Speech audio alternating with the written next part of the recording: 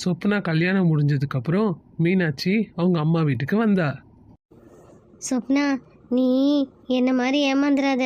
நீயாச்சும் உன் புருஷனை கைக்குள்ளே வச்சுக்கிட்டு உன் பேச்சை கேட்குற மாதிரி வச்சுக்க. அக்கா, நீ ஒன்றும் கவலைப்படாதக்கா. நீ பார்க்க தானே போகிற என் புருஷனை நான் எப்படி கைக்குள்ளே போட்டுக்கிறேன்னு. சரி சரி, என் கதையை விடு. முதல்ல உன்னை பற்றி சொல்லுக்கா. நீ பேசுகிறத வச்சு பார்த்தா மாமா உன் பேச்சை கேட்கவே மாட்டார் போல.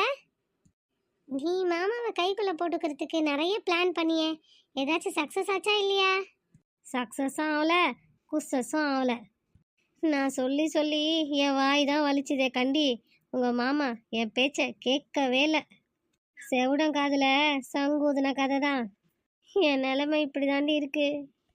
அக்கா, ஆம்பளைங்க நம்ம பேச்சை கேட்டு நம்ம சொல்கிறத கேட்டு நடக்கணும்னா நம்ம முதல்ல அவங்கள கத்தக்கூடாதுக்கா. கத்தி சொன்னாலே கேட்க மாட்டேங்கிறாங்க. இதில் வேற நான் கெஞ்சி சொன்னால் மட்டும் கேட்டுருவாங்களா? லூசு மாதிரி பேசாதக்கா. நம்ம காரியம் சக்ஸஸாக முடியணும்னா கத்தவும் கூடாது, கெஞ்சவும் கூடாது, அவங்கள கொஞ்சணும். நீ உன் புருஷனை எப்போ கொஞ்சணும்னு நீ கரெக்டாக தெரிஞ்சு வச்சு அந்த டைமுக்கு நீ கொஞ்சினா உன் காரியம் சக்ஸஸ் ஆகிடும். ஐயோ, நீ என்ன சொல்ல வரன்னு எனக்கு ஒன்றுமே புரியலடி. கொஞ்சம் விளக்கமாக சொல்லு. அக்கா, இதை கூடவா நான் சொல்லணும்? அதெல்லாம் வெளியே சொல்ல முடியாது. நேரத்துக்கு ஏற்ற மாதிரி நீ தான் நடந்துக்கணும். புருஷங்க நம்ம பேச்சை கேட்கணும்னா நீ புகுந்த வீட்டை பற்றி குறை சொல்லிக்கிட்டே இருக்கக்கூடாது. கொஞ்சம் அவங்கள புகழ்ந்தும் பேசணும். உங்கள் மாமியார் வீட்டில் இருக்கிறவங்க மேலே உனக்கு அன்பே இல்லைனாலும் அன்பு இருக்கிற மாதிரி நடிக்கணும்டி. ஆமாக்கா, அம்மா சொன்ன மாதிரி நடந்தாதான் உன் மேலேயும் அவங்களுக்கு நம்பிக்கை வரும். அப்போ மாமா கரெக்டாக உன் வலையில் சிக்குவார். இப்படியே கொஞ்ச நாள் ஆச்சுன்னா உன் புருஷன் உன் பேச்சை கேட்க ஆரம்பிச்சிருவாரு. உன்னையும் நம்பி நீ என்ன சொன்னாலும் அதை அப்படியே செய்வாரு.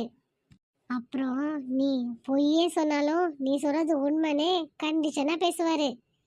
அது எப்படிமா முடியும்? அதான்க்கா அம்மா சொன்னாங்களே, மாமியார் வீட்டு மேல காட்டுற பொய் பாசத்துல தான் மாமா உன் பேச்ச கேட்க போறாரு. இதுக்கு முன்னாடி மாதிரி இல்லை என் பொண்டாட்டி. எங்க அம்மா மேல பாசமா இருக்கா, எங்க அப்பாவை சந்தோஷமா பாத்துக்கிறா, என் தம்பியை ரொம்ப நம்ம நல்லா பாத்துக்கிறானே நினைச்சுப்பாரு.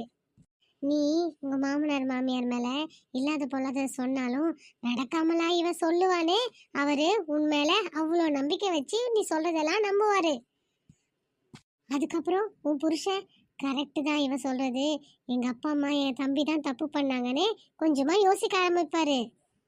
நீங்க 2 பேர் சொன்ன ஐடியா சூப்பரா இருந்தது. இதுக்கு மேல பாருங்க நான் எப்படி அதை எக்ஸிக்யூட் பண்றேன்னு.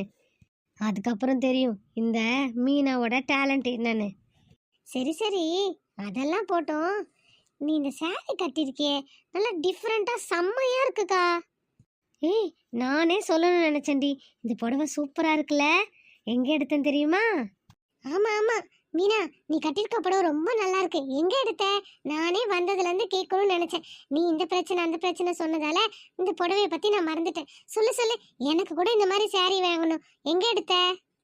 அம்மா, வேற எங்க, நம்ம பொம்மலாட்ட சாரி ஷாப்ல தான். அப்படியா? சூப்பரா இருக்குக்கா. அம்மா, இந்த சாரி எனக்கு வேணும்னா நான் எப்படி வாங்குறது? அது ஒரு பெரிய விஷயமே இல்லை. அவங்க நம்பர் கொடுப்பாங்க. அந்த நம்பருக்கு நீங்கள் வாட்ஸ்அப் பண்ணால் போதும். நமக்கு என்ன கலர் வேணுமோ அந்த கலரை நமக்கு சென்ட் பண்ணிடுவாங்க. அப்படியா? சீக்கிரமா எனக்கு நம்பர் சொல்லு. 7989510934. இந்த நம்பருக்கு நீங்கள் வாட்ஸ்அப் பண்ணிங்கன்னா எந்த கலர் வேணும்னு சாரி சொன்னீங்கன்னா அவங்க உங்களுக்கு உடனே சென்ட் பண்ணுவாங்க. அப்படியா? அக்கா, இந்த சாரி சூப்பராக இருக்குக்கா. எனக்கு கூட ஒன்று ஆர்டர் பண்ணணும். அம்மா, உனக்கும் சொப்னாக்கும் சேர்த்து நானே ஆர்டர் போட்டுறேன். மக்களே, இவங்களுக்கு மட்டும் இல்லை, உங்களுக்கு கூட என்ன சாரி வேணும்னு கரெக்டாக சொல்லி இந்த நம்பருக்கு வாட்ஸ்அப் பண்ணுங்க. நம்ம சேனலில் இன்னும் நிறைய சாரீஸ் வீடியோ போட்டிருக்கோம். யார் யாருக்கு என்னென்ன சாரி வேணுமோ ஒரு ஸ்க்ரீன்ஷாட் எடுத்து இந்த நம்பருக்கு வாட்ஸ்அப் பண்ணுங்க. நம்பரை இன்னொரு வாட்டி சொல்கிறேன், 7989510934. இந்த நம்பருக்கு வாட்ஸ்அப் பண்ணிங்கன்னா உங்களுக்கு என்ன சாரி வேணுமோ அந்த சாரி ரேட்டோட உங்களுக்கு நாங்கள் ரிப்ளை கொடுப்போம். யாருக்கெல்லாம் சாரி வேணும்னு சீக்கிரமா வாட்ஸ்அப்ல ஒரு ஹாய் சொல்லிட்டு என்ன கலர் வேணும்னு செலக்ட் பண்ணி அவங்க கிட்ட சொல்லுங்க. ஓகேக்கா. அக்கா, இதுல நாங்க சொன்னது மறந்துடாத. நாங்க சொன்ன மாதிரி வீட்டுக்கு போன உடனே கரெக்டா எல்லா பேரும் சக்சஸா பண்ணு, சரியா? கண்டிப்பா பண்ணுவேன். இவங்க இப்படி பேசிக்கிட்டே இருக்கிறப்ப அங்க மீனாவோட அப்பா வந்தாரு. கொஞ்சமாச்சும் உங்களுக்கு அறிவு இருக்கா? ஆ? ஏன் அவளுடைய வாழ்க்கை இப்படி கெடுத்துட்டு இருக்கீங்க? நாங்க ஒன்றும் என் பொண்ணோட வாழ்க்கையே கெடுக்கல. அவ வாழ்க்கைய நல்லதுதான் பண்ணிட்டு இருக்கோம். இப்ப நம்ம பொண்ணுக்கு என்ன குறை வச்சிருக்காங்கன்னு இந்த மாதிரி சொல்லி கொடுக்குறீங்க? நம்ம பொண்ண அவங்க தங்க தட்டுல வச்சு தாங்குறாங்க வீட்டுல இருக்க எல்லாரும். ஏன் ஏன் தங்க தட்டுல வச்சு பார்க்க மாட்டாங்க? நம்ம மாப்பிள்ள அவங்க அப்பா அம்மா என்ன சொன்னாலும் கேக்குறாள்ல, அதனால நம்ம பொண்ணு அவங்க தங்க தட்டுல வச்சு தானே பார்க்கணும். ஆமாம்மா, நீ சொல்றதும் கரெக்டு தான். அக்கா வாயை மூடிட்டு இருக்கனால தான் அவங்க அப்படி பாத்துக்கிறாங்க. அக்கா கண்டி திரும்பி ஒரு வார்த்தை அவங்கள எதிர்த்து பேசலான்னு வச்சுக்கோ, அப்ப தெரியும் அவங்க எப்படி பாத்துக்கிறாங்கன்னு. இந்த மாதிரி பொம்பளைங்க இருக்கிறதுனாலதான் எல்லா பொண்ணுங்களோட வாழ்க்கையும் கெட்டு குட்டிச்சோரா போகுது. இங்க பாரு மீனா, நீ உங்க அம்மாவும் தங்கச்சி பேச்ச கேட்டு உன் வாழ்க்கைய வீணாக்காத. இவங்க சொல்றாங்க அவங்க சொல்றதெல்லாம் கேட்டு நீ தப்பான முடிவெடுக்க கூடாது. உன் வாழ்க்கைய நீ தான் பாத்துக்கணும். இதுக்கு மேல உன் இஷ்டம். அப்படின்னு அவங்க அப்பா மீனாவையும் அவங்க அம்மா தங்கச்சியையும் ரொம்ப திட்டினாரு. இதுக்கப்புறம் என்ன நடக்க போகுதுன்னு அடுத்த எபிசோட்ல பார்க்கலாம்.